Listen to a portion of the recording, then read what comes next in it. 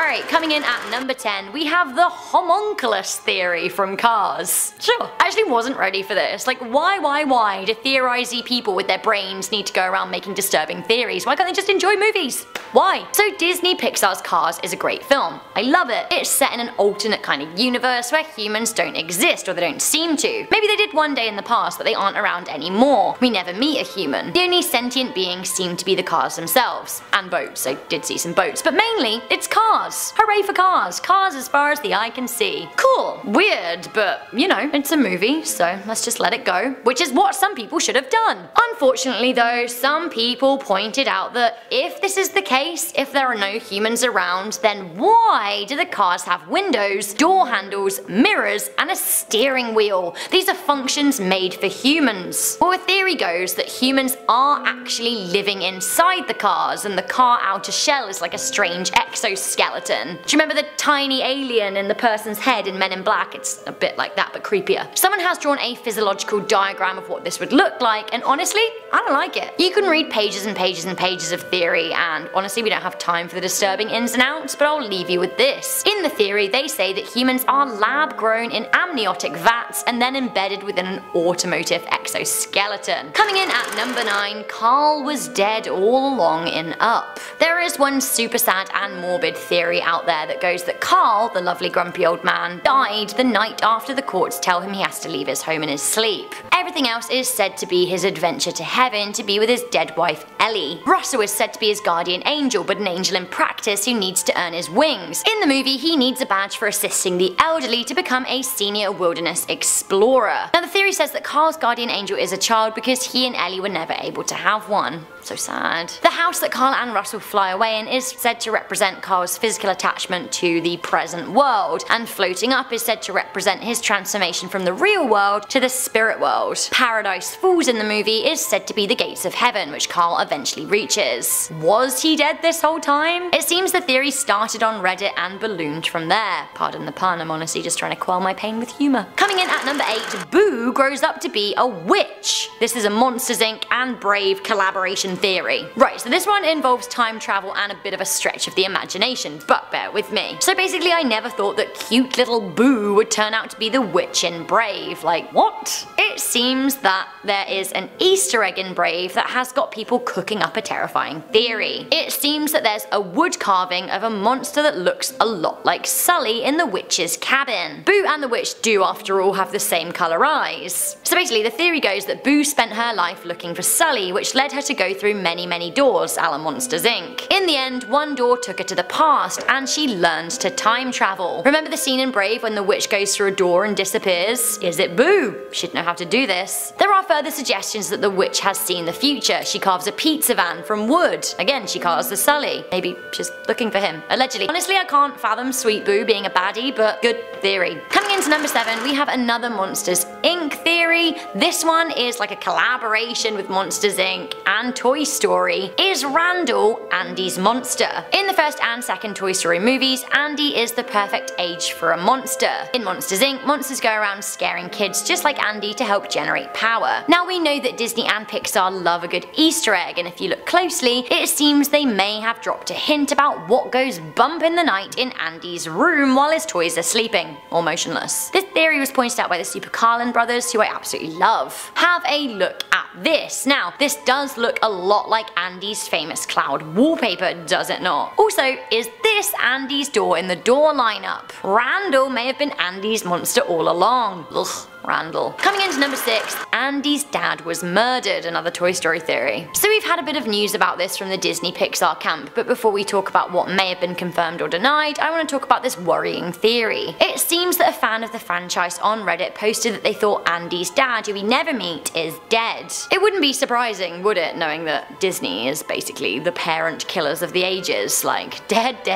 always dead, at least one parent dead anyway. So the theory goes that Andy's dad was a police officer, but but he was shot and killed on duty, hence Andy's obsession with male authority figures. We see Andy and his family move home. Maybe this is because of his dad's death. Another theory says that he died from polio, but Toy Story creator Andrew Stanton wrote that this was actually complete and utter fake news. What is going on with his dad then? Tell us, Andy. Andrew Stanton. Coming into number 5, WALL-E is actually evil. I actually honestly refuse to believe this one. This is pretty long and it's like quite intense to go into. I just don't want to believe it as well because WALL-E is so cute. Nonetheless, a number of fans out there have pointed out that it is almost impossible for the Earth to become overrun by trash by accident. Some fans say that the WALL-E unit went rogue and destroyed all of the other WALL-E units over a 700-year murder spree. Apparently this is why there is so much waste. There's only one robot around and we see him cannibalizing parts of his fellow units at the beginning of the movie. WALL-E can't be a murderer, can he? Coming in at number 4, Toy Story is an allegory for the Holocaust. Dustin Hoffman of Yu-Gi-Oh! Actually drew some pretty convincing parallels between the Holocaust and Toy Story 3. They argue that the toys are a symbol of the Jewish people who were left behind by the Allies in World War II. The toys, as you will remember, try to seek refuge in the attic, striking a reference to Anne Frank. In the end, they are offloaded to the Sunnyside Daycare Center, which turns out to be a lot like a prison or a concentration camp. There's then the whole incinerator scene, which Hoffman links to the final solution in the death camps. Pretty heavy and terrifying stuff. In the end, the toys are saved by well-doing aliens. Now, a lot of Jews were actually freed from concentration camps at the end of the war, although of course 6 million weren't. Some fans who have jumped on the Toy Story Holocaust bandwagon have gone as far as to say that actually, the toys did die in the incinerator and the alien rescue is actually their journey to the afterlife. What about Toy Story 4 then? I don't know. Coming into number 3, Nemo from Finding Nemo is dead. In a Sixth Sense style plot twist, some people think that Nemo is dead. Now, according to a popular internet theory, Nemo also died when his mum was killed in the shark attack at the beginning. Basically, Nemo's mum and all of their eggs were killed at the very beginning of the movie except for one. Nemo. Basically though, the theory says that it was all in Marlin's head, and in an attempt to cope with the tragedy, he imagined one of the eggs was left. Now he dreams up Nemo, a dependent fish who in theory would never leave him, but it all goes wrong, such are the lows of depression. In the end, Marlin accepts his grief. Apparently Nemo means nothing in Latin, and some theorists basically went from there. We have another Finding Nemo theory up next. This one is actually even more horrifying, so kids, please close your ears for the love of all things holy. Coming into number 2, Nemo would have had sex with his— actually, do you know what? I just can't say it. I'm not gonna say it. I won't. So basically this is both a theory and a biological fact. Nemo is a clownfish. All clownfish are born as hermaphrodites with both sexual organs. They develop into male or females depending on their social experience, and in the clownfish world, females are dominant. Who run the world? Female clownfish, that's who. But basically they can also change sex when need be. It seems if Nemo's mum had died, Marlin, his dad, would have turned into a female to become more dominant and protect his offspring. Then his dad turned mum and Nemo would have mated because fish don't understand incest. Then, if Nemo's dad / mum had died, Nemo would have changed into a female and mated with another male. Cool. Sometimes science is scarier than a horror movie. Finally, coming into number 1, we have the dead friends theory. There's a lot of Toy Story in this list, but let's face it, Toy Story is the most popular Pixar creation, and there are 3 of the movies, soon to be 4. So as we know, in the world of Toy Story, toys drop down motionless when humans come into a room. Humans play with the toys and the toys pretend not to be sentient. Well, have you ever thought about this? Illumise wrote on Tumblr, if the toys in Toy Story died, the kids would keep playing with them like normal, but the other toys would be playing with their dead friends. What the hell? Honestly, what the hell indeed? My question is though, can toys in Toy Story die? Like, if they're dropped from a great height, would that kill a toy? Like, probably not. So unless they're burnt like they almost were, how can they die anyway? Although I think back and I remember the mutant toys, like, I guess that's pretty messed up. Sid was a horrible, horrible kid. They're kind of like living corpses, a bit human centipede-y, but in Toy Story this is so dark and none of them can speak. So dark. Honestly, Pixar, you've done it again. The Babadook is from Monsters Inc. So we know that in Monsters Inc, monsters harness the screams of children to create power. Well, there's a theory out there on the internet that the Babadook is a monster from the Monsters verse. To be honest, Sam's screams could power a city.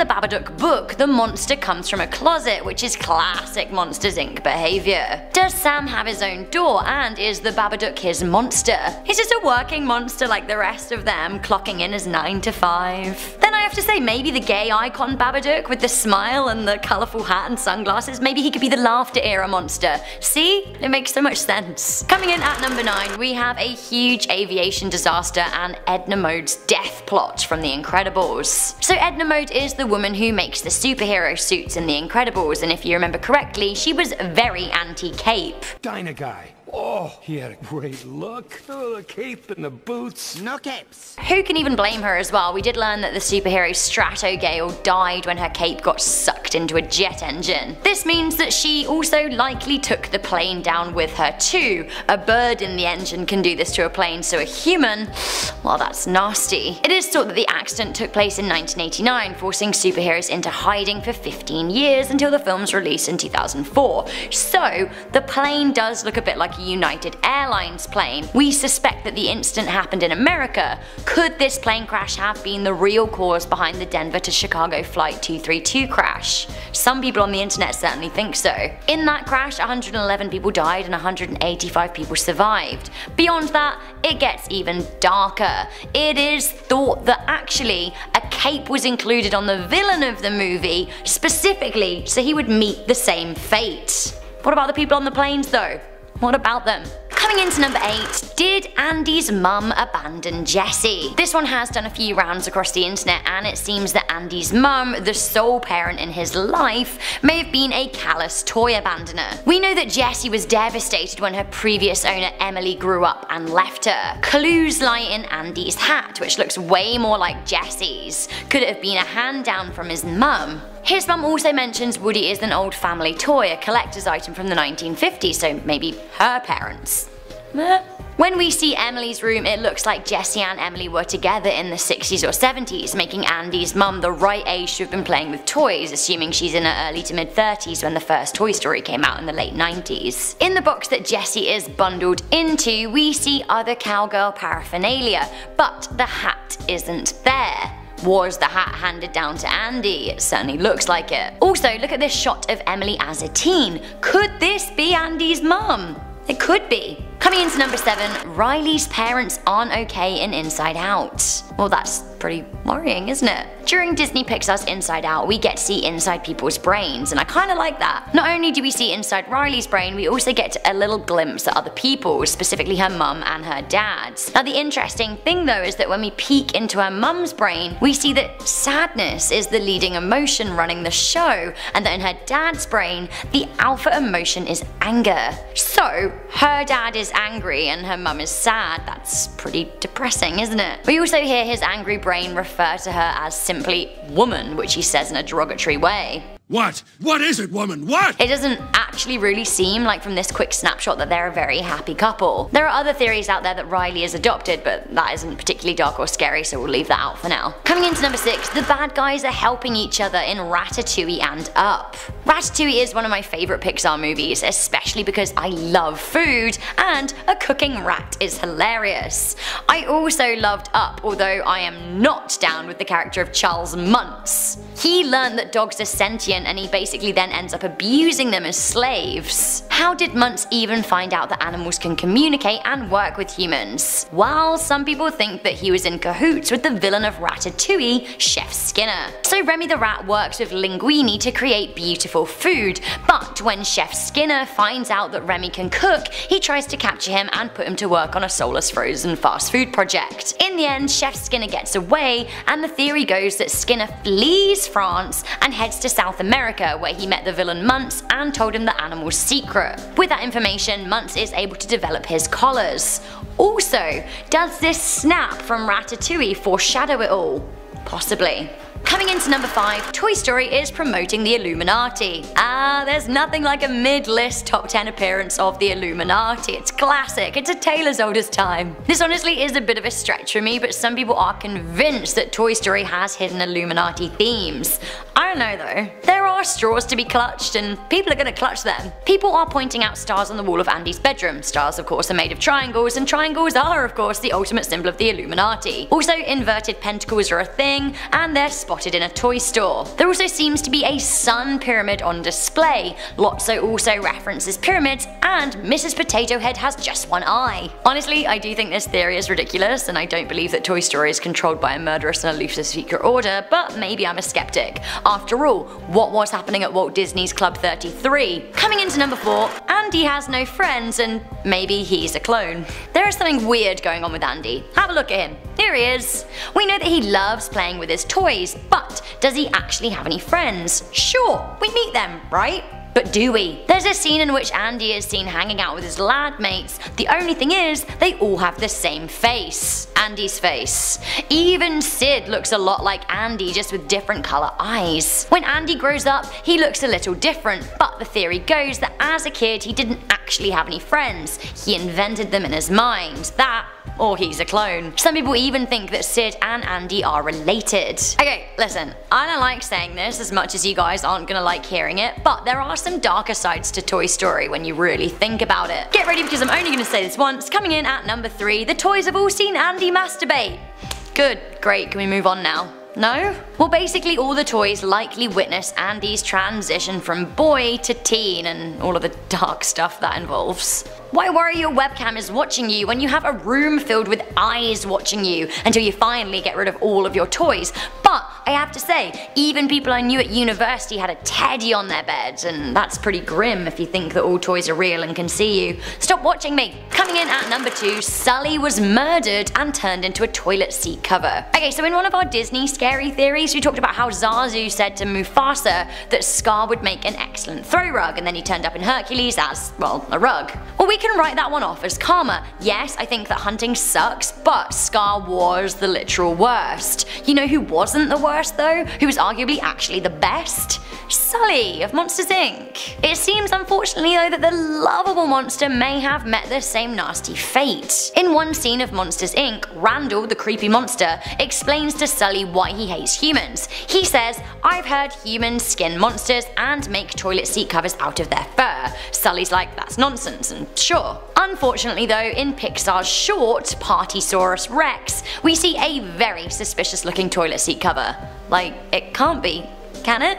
Are the things just like Randall said? Did Sully make a mistake in trusting humans? Is he now dead and all that's left of him is his fur? Say it isn't so. Finally, coming into number 1, this is a bit like pondering black holes in the wider universe. Honestly, I am mind boggled. We have the Pixar theory. So the Pixar theory is a consuming mind melt of a theory that all Pixar movies are related and exist along a timeline of a shared universe. A really messed up universe. There'll never be enough time in any of our videos to tell you in depth how this works, but let me try and summarize for you. So it seems it all starts with Brave with the Will of the Wisps, aka magic. This magic interacts with animals, humans, and objects. A time loop is created by a magic witch who disappears through a door. It later turns out in the theory that the witch is Boo from Monsters Inc. The timeline spans from the 14th century right up to the 50th century with Monsters Inc. At one point, animals rise up to try and overthrow humans, but machines help the humans win.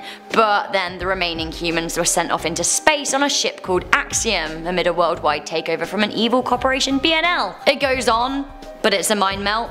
And it's a terrifying glimpse of the future. Kicking things off just like that, in at number 10, Nemo is a figment of Marlin's imagination. Okay, wait, what? Okay, so you're telling me that my favorite fictional fish isn't even real? Well, let's go back to the beginning of the movie when a scary barracuda attacked Marlin's clownfish family and knocked him unconscious. When Marlin woke up, he imagined that one of his eggs survived, when in reality, they were all tragically eaten. And did you guys know that Nemo literally means no man or no one in Latin? Well, I didn't know that either. I had to do a Google search for that one, but I can literally feel a piece of my heart breaking. And apparently this whole movie is Marlin's journey through the 5 stages of grief. First we have denial, so when Marlin won't let Nemo go to school because it's not safe. Then we have anger. He yelled at Nemo for venturing off on his own. Next is bargaining. He puts up with Dory in hopes of finding his son. Despair when Marlin saw saw his son getting flushed down the drain. And finally, we have acceptance. We see this when Marlin learns to let go and let things be the way that they are. I mean, wow, if I ever to rewatch this movie, I'm pretty sure we're all gonna be pretty depressed. Toy Story 3 is an allegory for the Holocaust, and this takes us to number 9. This is pretty dark. To recap, Toy Story 3 was about Andy going off to college, so he had no use for his beloved toys. The intention was to put them in an attic, but somehow they accidentally ended up at the curb with the trash. When he saved the rest of the toys, but somehow in the process, he was donated to a daycare center. Alright, so back to this dark theory. Apparently Toy Story 3 and the Holocaust have some underlining similarities. Well, hear me out. First, the toys wanted to hide in the attic, which is pretty similar to Anne Frank. Then they were shipped to a daycare, which is a place where they were concentrated and routinely mistreated by children instead of Nazis. And then we have the incinerator scene, which I don't even think I need to explain. I'm not gonna go with that one because it's pretty horrifying and we're talking about a real life event that was dramatic. I mean, what were the writers thinking with this one? I don't know. Did we actually believe that no one would notice? Number 8, Cars take place in the future where humans don't exist. So what happened to us? Well, apparently Cars take place in a dystopian world where all of the humans have died. Is this the future of what Earth is gonna look like? You know how The Simpsons predicted a lot of stuff? Well, maybe Disney is right about this one as well. Haven't you ever wondered how these talking cars were even created? Well, according to this theory, humans have been creating smart cars that have the ability to drive themselves. Over the years, these cars got smarter and smarter until one day they said, you know what? We don't need humans anymore. They slow us down and they're just extra weight. So let's get rid of them. And that's exactly what they did in this theory. These cars went on a murderous rampage and wiped out our species. But apparently the cars take on the personality of the last person who drove it. So basically you're saying that these cars are metal ghosts of people's spirits and they're just trapped inside of these vehicles. I mean, things got super dark pretty quickly. Dopey and Geppetto are the same person, and this takes us to number 7. This theory is pretty sad and disturbing at the same time. Well, let's compare Dopey and Geppetto side by side. Okay, apart from the large age gap and me almost not remembering who Geppetto was, I'm like, Geppetto, who is that? Well, it's easy to see that they have a lot of similarities, but they also have a lot of personality traits in common as well. Both of them are kind, they're clumsy, easily confused, and they tend to get scared very easily. But let's dive a bit deeper, shall we? Let's say that originally that they were actually 6 dwarves. One day when they were out in the forest, they stumbled across an abandoned baby. They thought he was a dwarf, so they took him in. As time went on, the others started to tease and abuse him. At that time, Dopey would have been a toddler who couldn't speak yet. So that kind of explains why he's so clueless and quiet. But once the others realized that he wasn't a dwarf, they kicked him to the curb. But Dopey was in love with Snow White, even when he got older, so he made Pinocchio to be modeled after her. The puppet was supposed to represent what Dopey thought a child of theirs would look like. I mean, take a look at this picture. They actually look like they could be related. I feel really bad for Geppetto now. Number 6, Snow White and cocaine. Okay, well, you know what? I didn't mess up with this one because we have another Snow White theory on this list. By the way, have you guys tried to rewatch Snow White when you got older? Well, it's actually really painful. I don't know if I would highly recommend it, but I couldn't even make it past the part where she's singing into the well. But you know what, I wasn't a huge fan when I was a kid, so I guess I don't respect it now as an adult, but a lot of you guys probably love it. But anyways, getting back to the theory, the name Snow White is a metaphor for cocaine, and happy, grumpy, sneezy, dopey, they represent side effects from snorting too much of it, too much cocaine. And then we have Doc. Doc, because if you are a cocaine user, it will most likely send you to a medical professional at some point. And don't even get me started on the haunted forest scene. That was a bad trip gone seriously wrong, and maybe she was singing into the well and hearing voices because she was flying high. It's all starting to make sense now, actually. Was this even a kid's movie? This should have been like 18A. 18A, is that even a such thing? I think that might be a Canadian thing. Carl was dead the entire time, and this depressing theory takes us to number 5. The movie Up was already super sad as it was, and pretty heartbreaking, and now you're telling me that Carl was dead the entire time? Is this real life right now? First, his wife Ellie suffers a miscarriage, then they're told that they can never have kids. So they try to save up money for a trip of a lifetime, but when Ellie got sick, she's hospitalized and then she died. remind me why I ever wanted to watch this movie in the first place, but now this theory is telling us that Carl died in his sleep when he got the call telling him that he might be moving to a retirement home. Apparently the entire movie is about his journey to the afterlife, and when the house rises up towards the sky, it's actually a metaphor for him going to heaven, and Russell was his guardian angel. I'm literally so heartbroken right now, I don't even know what to do with myself. Shots fired in at number 4 with Gaston killing Bambi's mother. I warned you guys, I warned you that this list, it wouldn't be easy to get through, but are any of you guys really surprised by this news? I don't think you guys are. I mean, Gaston was the real beast of the movie, and he didn't really care about who he hurt. We all know that Gaston was a really good hunter because he had so many dead animals hanging on his wall. I mean, the evidence was there, it was pretty obvious. And in one of his songs, he sang that he uses antlers in all of his decorating, which sounds super suspect to me. It's pretty suspicious. And let's not forget that at the very beginning of the film, we see a deer drinking from the river in front of a castle. Yeah, I realize that it can literally be any deer, but Disney loves throwing in Easter eggs, so it was probably Bambi's mother right before Gaston murdered her. It's a theory that could be very plausible. Next up, number 3, Sully was killed in Monsters, Inc. and was turned into a toilet seat cover. This movie is about a world full of monsters who earn a living by capturing children's screams, but in reality, the monsters are also terrified of humans. And it probably has something to do with Randall's theory that humans are known to kill and skin monsters and turn them into toilet seat covers. So if you were to watch one of the Toy Story's animated shorts, Partysaurus Rex, the toilet seat cover in Bonnie's house, it looks super familiar. I mean, why would you do this to us, Pixar? And I guess this explains why Monsters University was a prequel instead of a sequel. Mike Sully wasn't alive to do the second movie. Peter Pan might be a pedophile, and this brings us to number 2. When we first think about Peter Pan, we see a highly spirited young boy who lives in a magical world called Neverland, where children never grow up. But enough of that fake portrayal. Let's expose Peter Pan for who he truly is. First of all, he enjoys stalking little girls. When Wendy helps Peter Pan with the shadow, he reveals to her that he already knows her name, her family, where she lives, and what she does every day, because he's been watching her from her window curtains for years. Is this real life right now? Wendy should have gotten a restraining order and called the police. But then we also learn that Peter Pan goes one step further and kidnaps little boys and girls. He uses Tinkerbell and forces her to use her powers to make the children learn how to fly so that they can be able to come to the magical world. But he forgets to mention that there are killer pirates there, and he doesn't even get permission from their parents. All Peter Pan is missing is a white van and a creepy mustache. But that might be part of the sequel. Topping off this disturbing list, in at number 1,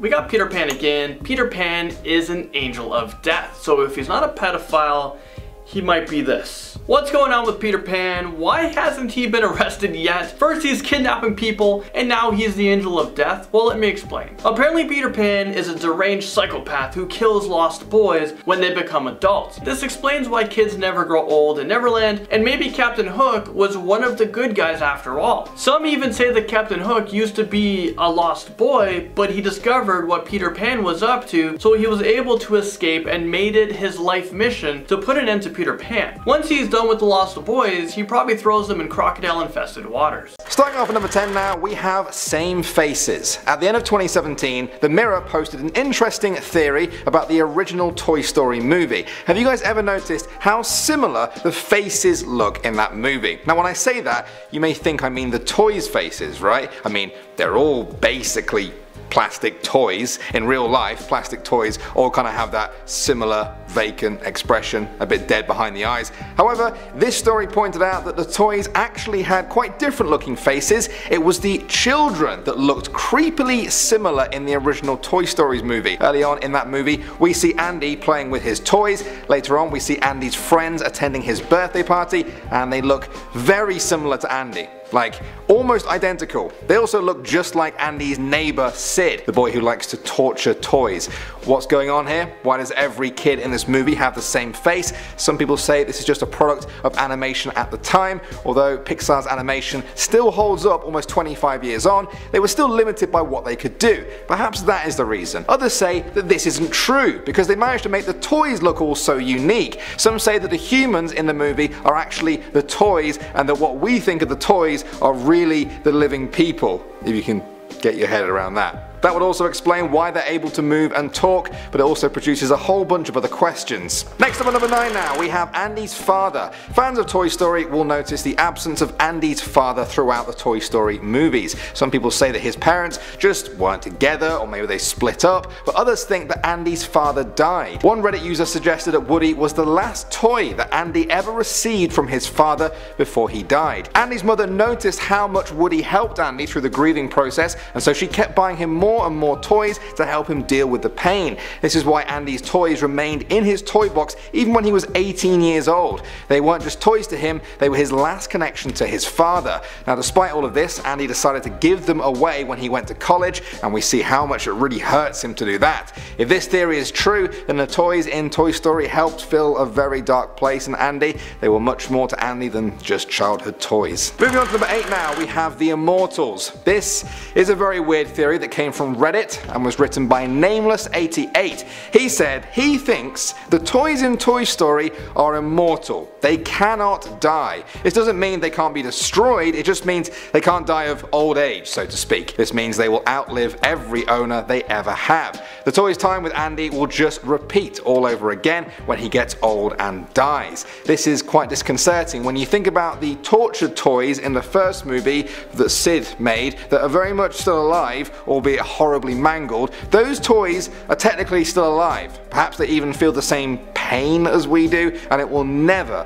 ever end unless they're incinerated. Taking them apart won't kill them. We once saw Mr. Potato Head able to feel and use his body parts even though they weren't anywhere near him. This means that as long as any part of a toy lives, they will live on forever. Another creepy thought is that if humans one day go extinct, the toys may not. They may just live on forever, kind of like WALL-E, which is another well-known Pixar movie. The toys will live on for thousands, millions, or perhaps even billions of years, unable to end their lives unless through fiery suicide. What a horrible, horrible thought. Alright, next up at number 7 now, we have Sid's family. Many people see Sid as a villainous little kid who deserves no sympathy for creating the mutant toys. Well, there is a theory that Sid is actually the product of a neglectful family. One piece of evidence for this is the rocket that was mailed to him at the house. In the 90s, ordering things online weren't as simple as they are these days. Sid must have had one of his parents order it for him, and they must not have cared that it was a life-endangering rocket that could have easily hurt their small child. Also, some people point to that one shot of the dad apparently passed out on the couch surrounded by cola cans. Now they say the cans only say cola on them because Pixar didn't want to show what the cans really were. They were beer cans. Of course, having a few beers and falling asleep on the couch isn't a bad thing by any means. I've done that a fair few times. But people who push this theory say that it could be a sign of the father's alcoholism and of Sid's neglect. Moving on to number 6 now, we have the toy corpses.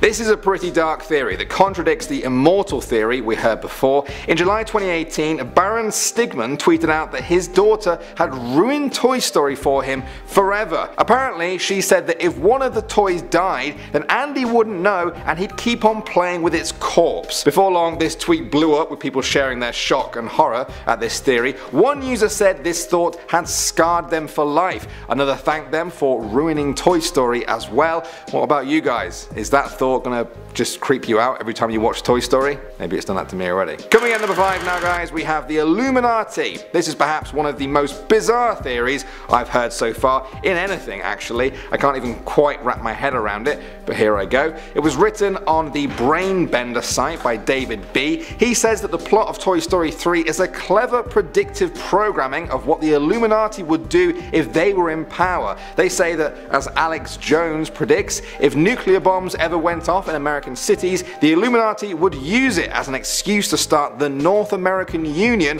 which is meant to be the daycare from Toy Story 3. At first, this union, like the daycare, will seem like a good thing, but eventually it will lead to a nightmare scenario. If you aren't sold on this theory yet, and trust me, neither am I, they provide one last piece of evidence. Lotso the bear made a comment in the movie about constructing a pyramid with himself at the top, just like the Illuminati pyramid.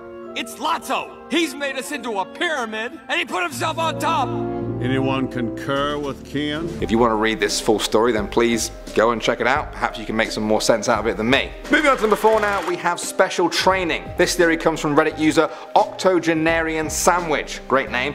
He made a post where he addresses the issue about Buzz pretending to be a toy. So in the first Toy Story movie, you'll remember that Buzz thinks he is an actual space ranger. He refuses to acknowledge that he is a toy. It takes a long time before Woody and the others can convince him. Okay, that's fine, but why does Buzz still freeze up whenever humans come into the room? That's something only toys do. If he thinks he's an actual space ranger, then he should just keep acting normally. Why is he freezing up like that? Well, this theory states that he was actually trained to do that because he's a unique toy. Perhaps every